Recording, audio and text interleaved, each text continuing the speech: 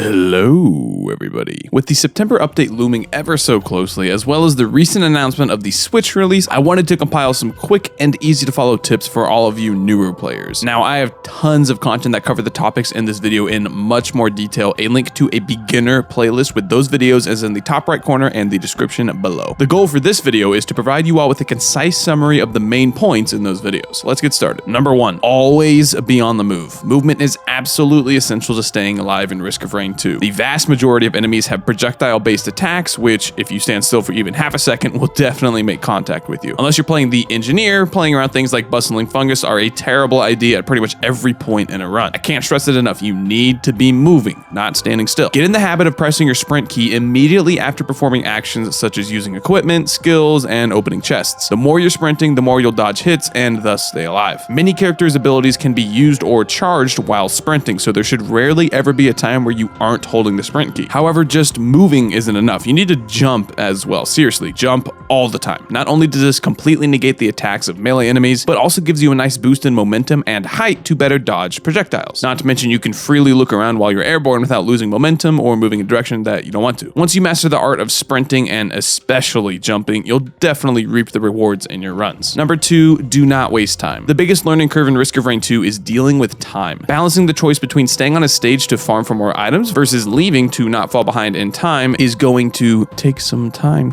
to get used to. I get many questions on my stream that are prefaced with something like, I can't get past the first loop in my runs, and my answer is always something related to how much time is spent per stage. As a general rule of thumb, spending about 5 minutes per stage is a solid strategy. However, there's a bunch of context in what determines the early game of a run, and this rule should not be taken literally. And especially as a new player, you really should not be worried about exactly how long you're on each stage. I don't want you guys to go set a stopwatch for each stage or anything like that. But do not confuse me saying don't worry about it to mean don't think about it. Being conscious of time is what's going to make the difference between you actually learning from your deaths versus just dying over and over without gaining any knowledge. Thinking about how long you're on each stage and how to fix overstaying can be broken down into, do you find yourself constantly running around and looking for chests or multi-shops that are out of sight? Do you usually farm for any and every chest you see before spawning the boss? If so, these are things that need to be worked on. Again, there is far too much context for me to give you a golden rule to always follow in terms of looting items in the earlier stages, but just know that time does not wait up for you. If you take that extra 60 seconds to run back for a chest on the first stage, you will absolutely feel the impact of that choice when you go to the next stage. So it's a balancing act between getting enough items on the stage to grow in overall power, but not taking too long to do so. If you want more details on the topic of time versus difficulty, you can check out my How to Get Better video in the playlist. Number 3, identify your threats and deal with the largest ones first. This probably seems like a no-brainer, so maybe the tip should be learn the biggest threats. As with learning anything new, it takes time and experience to become better. There aren't really any shortcuts, meaning just play the game and that will naturally teach you what types of enemies give you the biggest problems. However, in general, here are a few to look out for. Elite monsters. These guys will always be a different color than their regular counterparts, so white for glacial, red for blazing, blue for overloading, and black/green for malachite. All types of elite monsters have increases to their damage and defense, but the malachites gain the most stats, and especially considering that their effect is to completely negate all of your healing for 7 seconds when they hit you,